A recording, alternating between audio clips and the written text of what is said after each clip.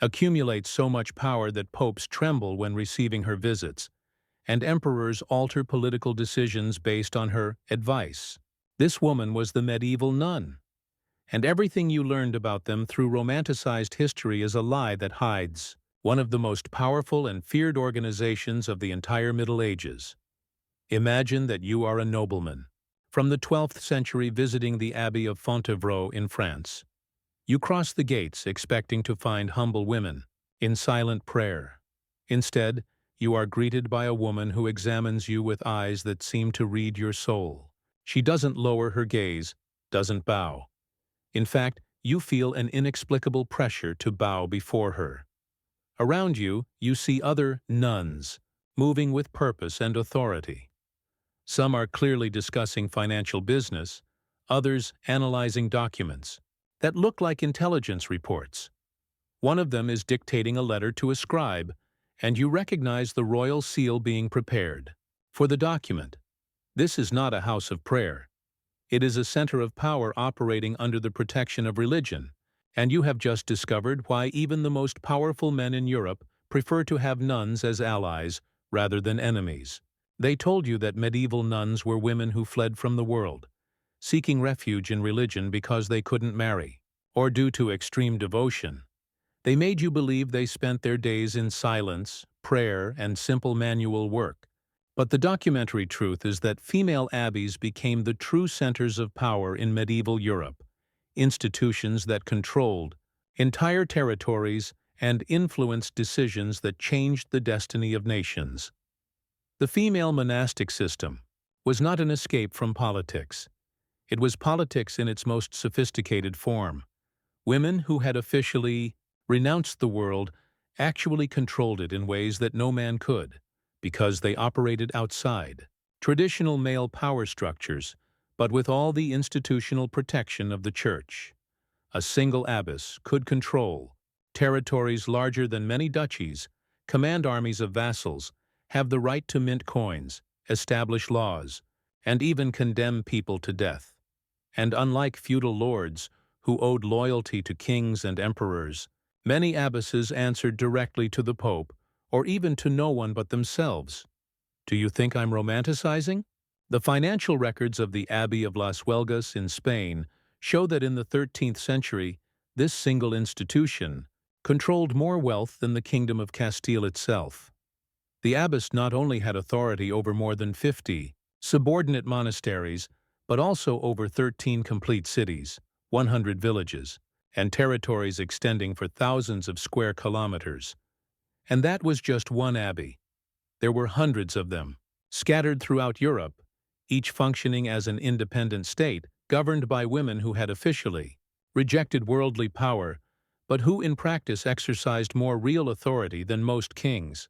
Even more disturbing was how these women obtained their information. They developed what modern historians call the confessional network, an intelligence system based on the fact that people from all social classes entrusted their most intimate secrets to nuns. Nobles, merchants, peasants, even other clerics sought spiritual guidance from abbesses. What these people didn't realize is that their confessions were carefully catalogued, analyzed, and used to build complete profiles of all European society. The nuns knew who had debts, who planned betrayals, who had extramarital affairs, who was sick, who was desperate. They knew everything about everyone.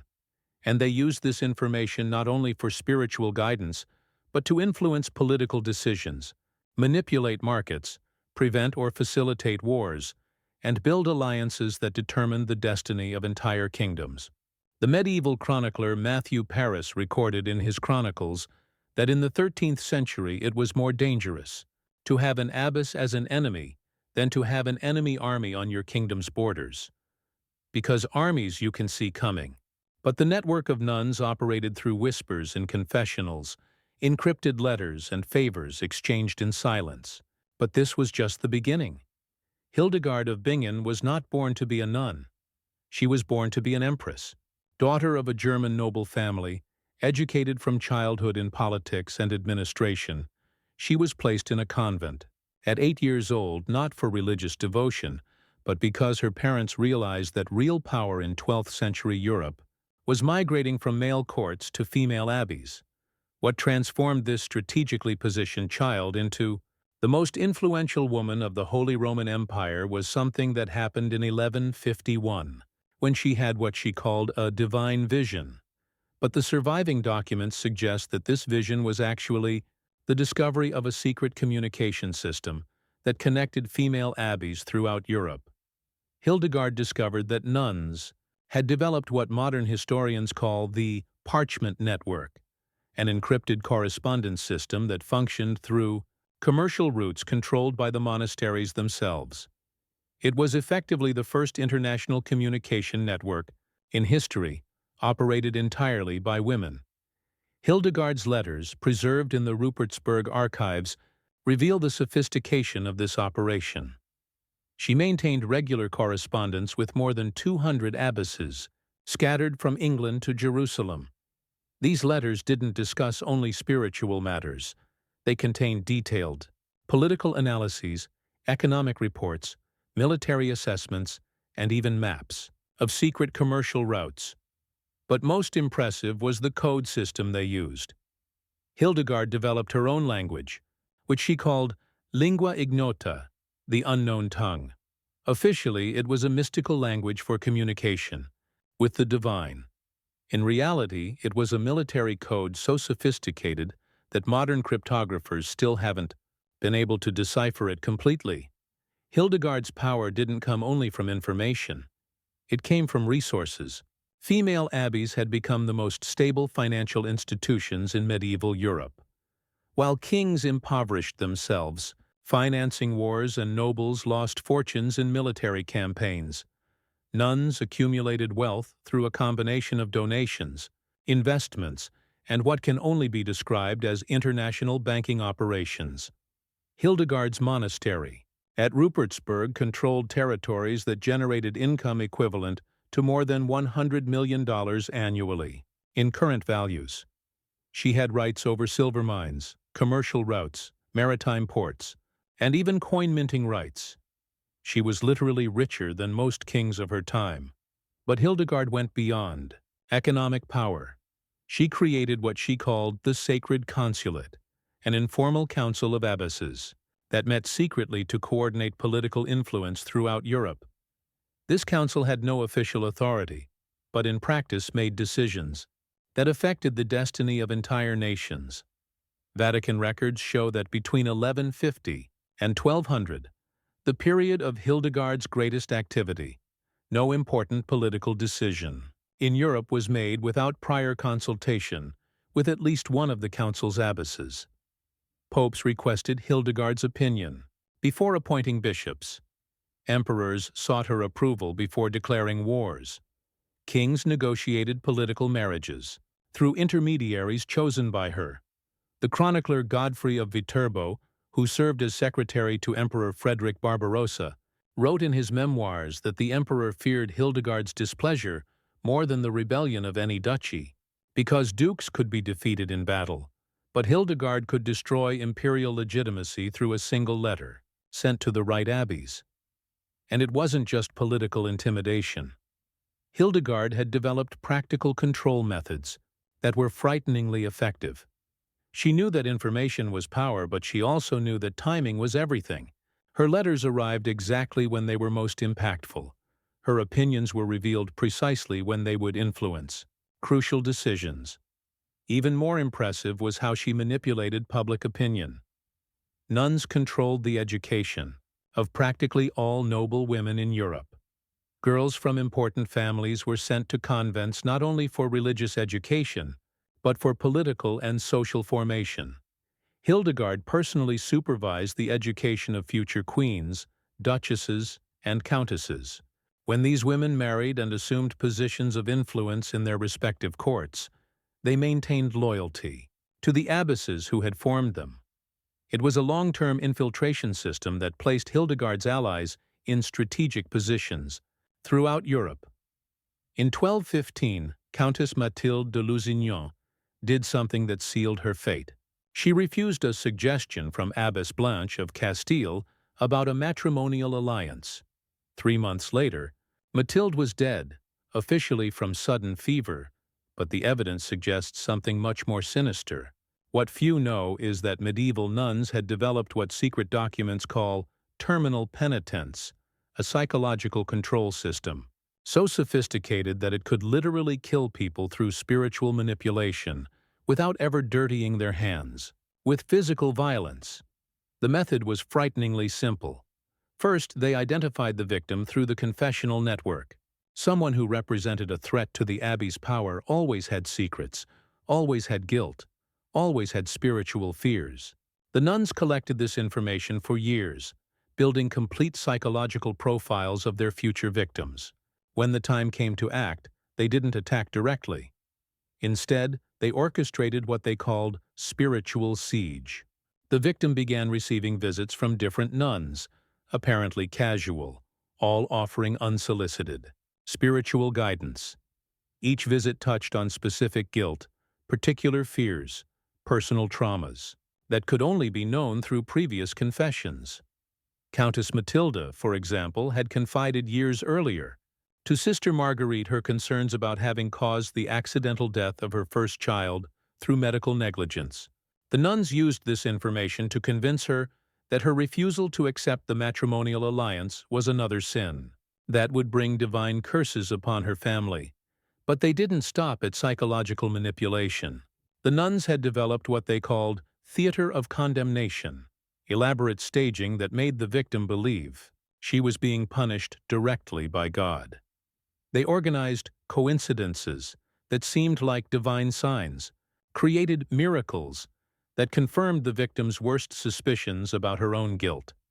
In Matilda's case, objects that reminded her of her dead son began appearing in her chambers. Children's clothes that no one knew how they had gotten there. Old toys in impossible places. Messages in Latin, hidden in her prayer books, all speaking about mothers who killed children out of pride. The anonymous chronicler, who documented Matilda's case, described how she progressively lost sleep, appetite, the will to live. She came to genuinely believe that God was punishing her for her past and future sins. She began to flagellate herself, fast for days, spend entire nights in desperate prayer begging for forgiveness. The nuns maintained constant pressure through what they called perpetual confessional. Matilda was visited daily by different religious women, who encouraged her to confess her deepest sins, always suggesting that there were even graver guilt that she was hiding from herself. In 3 months, a physically healthy woman had become a terrified skeleton, who died officially of spiritual exhaustion. But the preserved medical records suggest she died of something much more specific, nervous breakdown induced by systematic psychological manipulation. And Matilda was not an isolated case. The secret archives of the Abbey of Fontevraud, discovered only in the 20th century, document at least 47 similar cases between 1200 and 1300. Each death was officially attributed to natural or spiritual causes, but all followed the same pattern of spiritual siege, followed by psychological collapse. Even more disturbing was how the nuns tested and refined these methods. They kept detailed records of each technique, documenting what type of psychological pressure worked best with different personalities. They developed specific categories. Proud ones responded better to public humiliation, fearful ones to supernatural threats, guilty ones to constant reminders of past sins.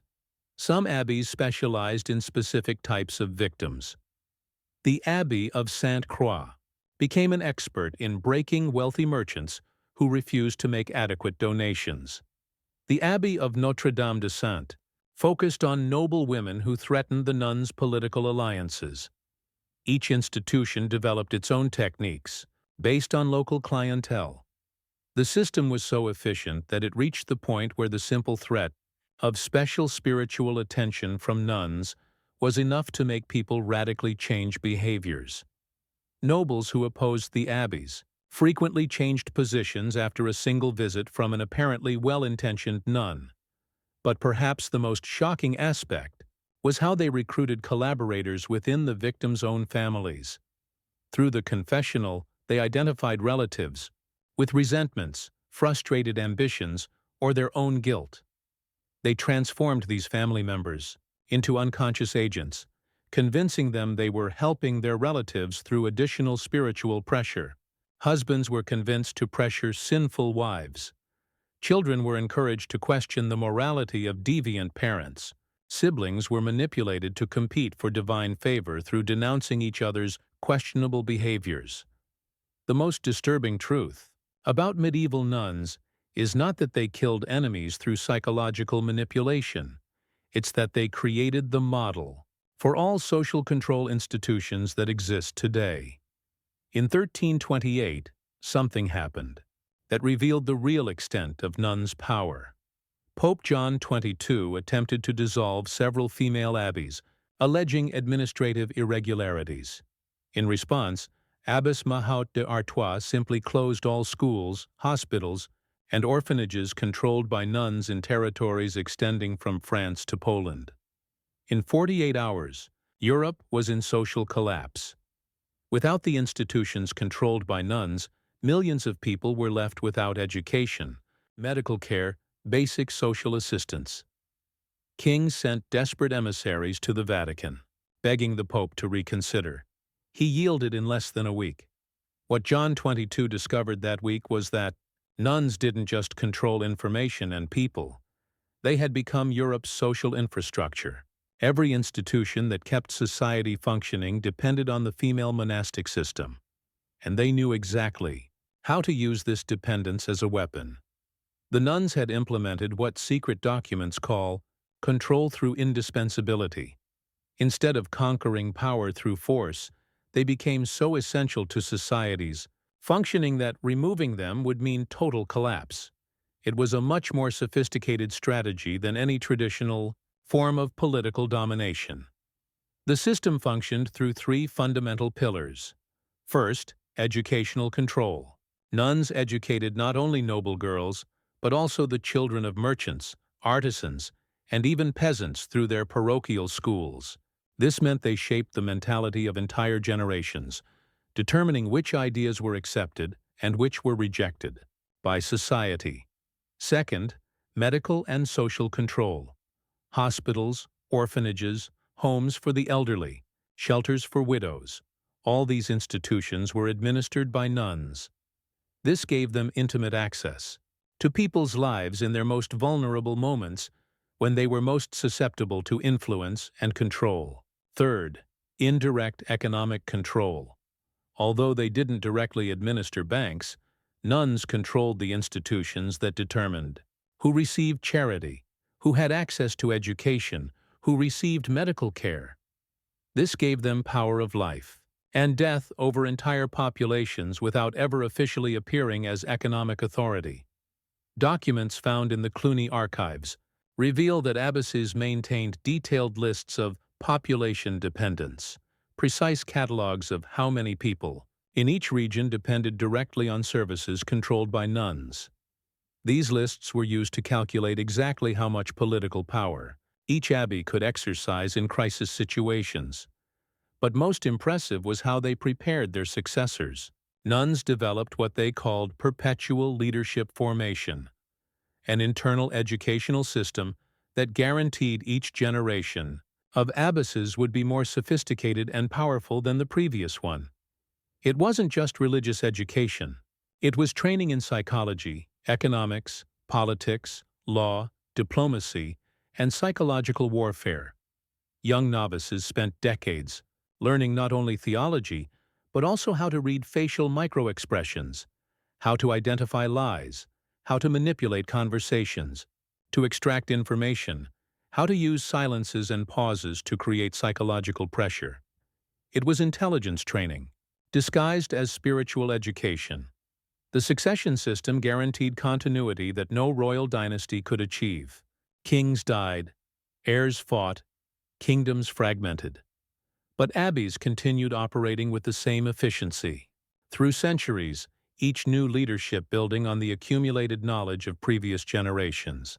When the medieval monastic system finally entered decline in the 16th century, it wasn't through military or political defeat. It was because their methods had been so successful that other institutions copied and implemented them on an even larger scale. Modern universities operate using the educational model developed by nuns: information control through institutional authority.